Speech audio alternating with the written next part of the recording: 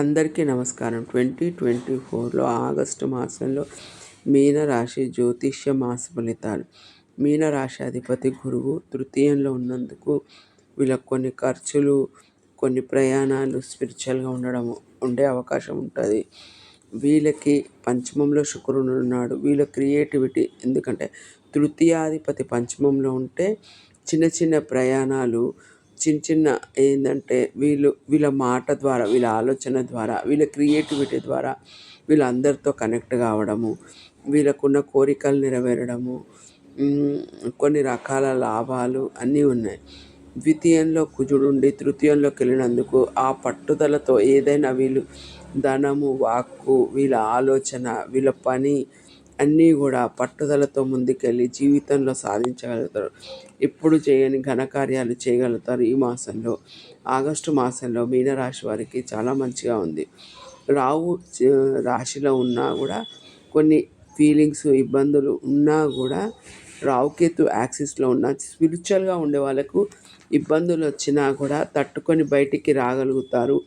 మిగతా వారు స్పిరిచువల్గా రాని వాళ్ళకు మాత్రం కొన్ని రకాల ఇబ్బందులు, ఫీలింగ్స్ మాత్రం రావుకేతు యాక్సిస్లో ఎన్ని రోజులు ఉంటుందంటే ఇంకా కొంచెం టైం పడుతుందండి.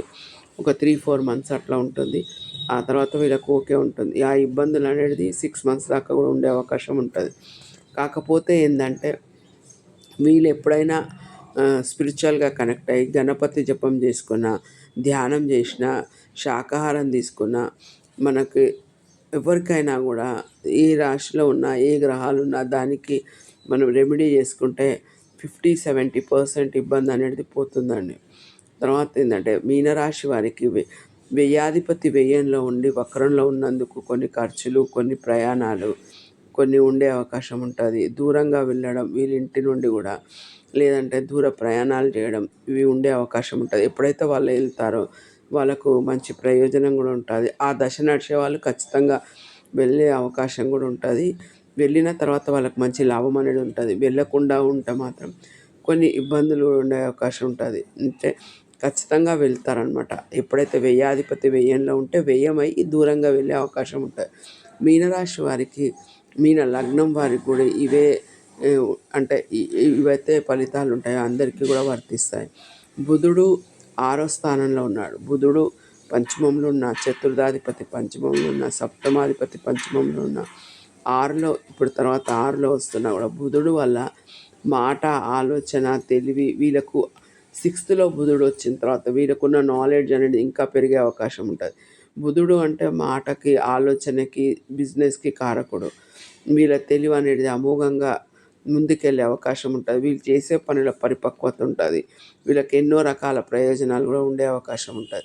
కాకపోతే ఇప్పుడు మనకి శని వల్ల వ్యయంలో ఉన్నాడు కాబట్టి, 11వ అధిపతి 12వ అధిపతి కాబట్టి కొన్ని రకాల ఇబ్బందులు ఉంటాయి.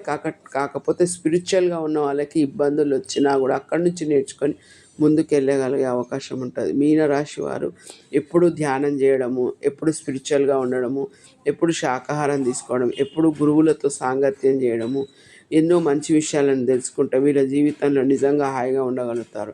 మీనరాశి వారు, మీన లగ్నం వారు ఎప్పుడైతే నార్మల్గా లైఫ్ డీల్ చేస్తారో వాళ్ళకి మాత్రం ఖచ్చితంగా ఎప్పుడు ఏదో రకమైన ఇబ్బంది ఉండే అవకాశం ఉంటుంది. ఇది ప్రతి ఒక్కరు గమనించుకొని ముందుకెళ్తే చాలా కరెక్ట్ అండి. ఓకే అండి, థ్యాంక్ యూ.